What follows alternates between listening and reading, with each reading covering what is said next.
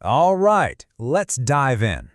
We're going to explore how a legal tradition that's over 1,000 years old is tackling some of the most complex, in-your-face questions of our time. And I mean questions you would literally never expect.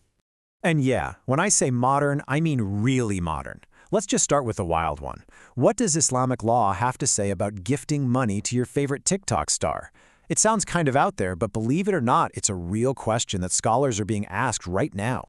And the thing is, the answer comes from a legal and ethical framework that stretches all the way back 1,400 years. So the big question is, how on earth do you get from ancient texts to a ruling on TikTok? Well, that's exactly the puzzle we're going to piece together today. To get those kinds of answers, we first have to understand the system itself. And right at the heart of it is this concept called fiqh. So what exactly is fiqh? You know, you might hear it used in the same breath as Sharia, but there's a really important distinction. Sharia is considered the divine, unchanging law. Fiqh, on the other hand, is the human process, the effort to understand and apply that divine law to the messy, complicated, real-world stuff we deal with every single day. It's a living, breathing process of interpretation. So where does this whole process even start? Well, it begins with a really clear hierarchy of sources. First and foremost, you have the Quran, the divine revelation itself. Second, you have the Sunnah. That's the teachings and the examples set by the Prophet Muhammad. And third, you have ijma, which is the consensus of scholars on a specific issue. Think of these as the foundational pillars for all legal reasoning. Okay, so we've got the sources, but that brings us to the biggest challenge, right? How do you take these foundational texts, which are centuries old, and apply them to problems and technologies that are brand spanking new? I mean, take something like cryptocurrency. You're not going to find a verse in the Quran that says, hey, here's the deal with Bitcoin. So what do? Do you just throw your hands up and say the old books are irrelevant? No way. This is where the methodology becomes so incredibly important. One of the most powerful tools in a jurist's toolbox is something called qiyas. You can think of it as analogical reasoning. The logic is actually pretty simple, but it's also profound.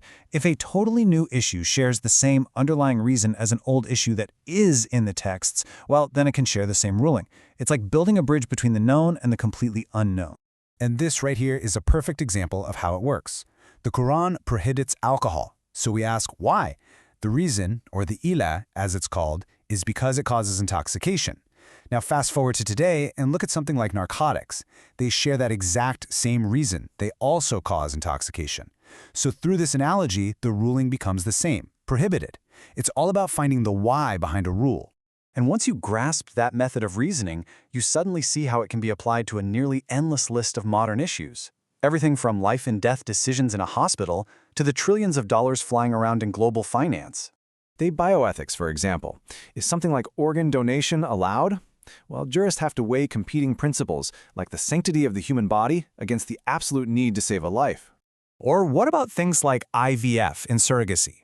These technologies challenge long-held ideas about what family and lineage even mean, forcing scholars to go deep into the principles of family law. And then there's finance. What about high-speed currency trading or crypto? Is it a legitimate form of trade, or is it closer to gambling, which is prohibited? I mean, these are very active, very real debates happening right now.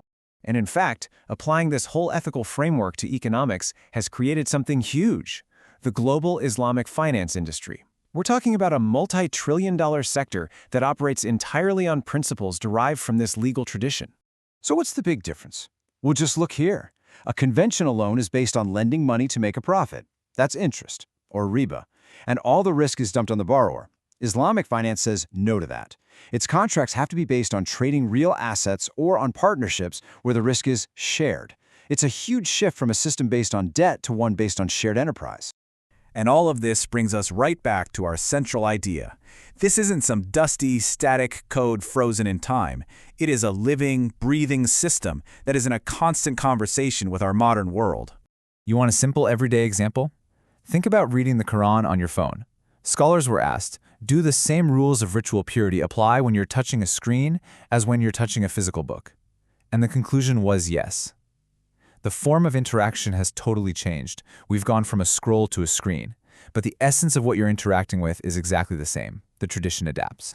So in the end, fiqh isn't just some big list of rules. It's really, as one source puts it, not a fragmented collection of do's and don'ts, but a unified, living system designed to harmonize the human experience with divine will. It's about finding ethical guidance and meaning in absolutely every part of life. So as our world just keeps changing faster and faster, with challenges like AI, genetic engineering, and climate change just over the horizon, we're left with one final question. What's going to be the next great challenge for this living tradition, and how will its 1,400-year-old conversation with today continue to evolve?